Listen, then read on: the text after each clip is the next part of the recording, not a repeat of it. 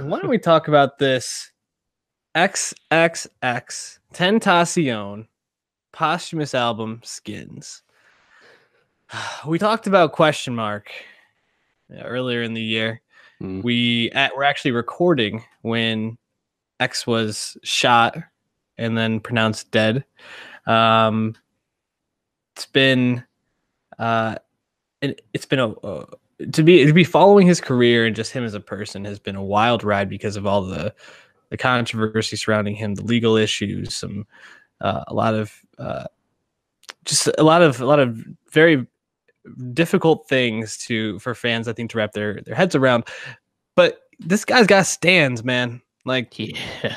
this guy has stands. Probably, I mean, you've been feeling it with the Tekashi 6ix9ine a bit. Those fans want you to get off his dick, Dave. But Skins, it's the following Lil Peep, who we thought there was some good in there, and then some not so good in that album. It's 19-minute album by X. Yeah, it's honestly, it's kind of what I expected. It's a lot of half-baked snippets and hooks and ideas cobbled together into songs, most of which are under 3 minutes long. It's like, yeah, I don't think there was a lot here apart from really one song that stood out, but it's kind of what I expected. It's it's 19 minutes long, man, and he used to make albums that were short. His first two albums are like that, but to have a posthumous one be this short because literally there's only so much recordings. I mean, it is what it is. It's not a good record. I mean, what did you think? I mean, it doesn't. I feel like it's not long enough to make any kind of impression given how half baked the songs are. Yeah. I mean, I agree with most of what you said. I do think the song with Kanye, 1 minute, was decent. And actually hearing Kanye rap over like a rock like backing track was pretty cool. Yeah. Honestly, though, like, it's kind of what we come to expect from X. Is like the beginning, you get some very like soft kind of emo-y rap, and then the second half becomes very kind of hard and grunge. And he was a person that definitely fluctuated between his sounds. I think that's a lot of what fans liked about him. He ran the gambit of emotions, and the only thing is, like, one, I don't know if he would. I don't know him, obviously, so I can't speak for him. But I can't imagine that if these weren't finished products, he would have wanted the world to hear him like this. But I mean, the other part of it is, when someone dies, their legacy is out of their hands at that point, and their estate takes over. And unfortunately, I don't think that this is a record the world really needed to hear.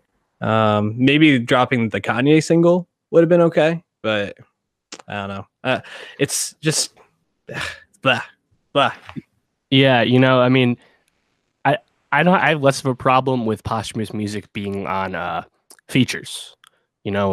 X was featured on Lil Wayne's "The Carter 5," that "Don't Cry" song. He does that hook, and I don't like the song or anything, but I don't feel like that's like super offensive, because in the case like that, a half finished hook or idea like that fits in better when it's not the whole song, right?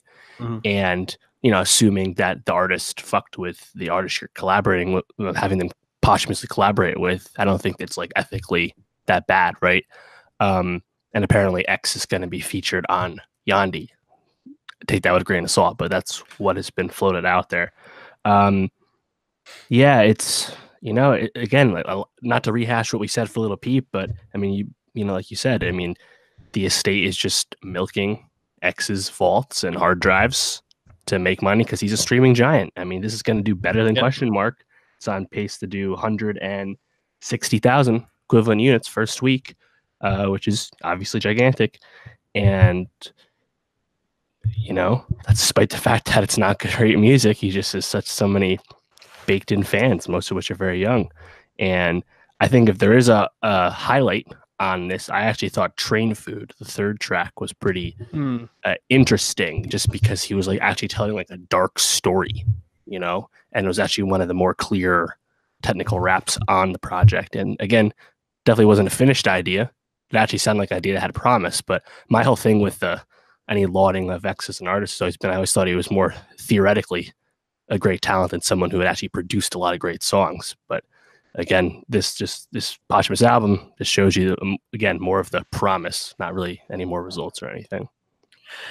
Yeah, we'll throw that track on there to our Nowstalgia Best 2018 playlist, which you should go follow if you want to catch up on all the songs we'll probably be talking about next week.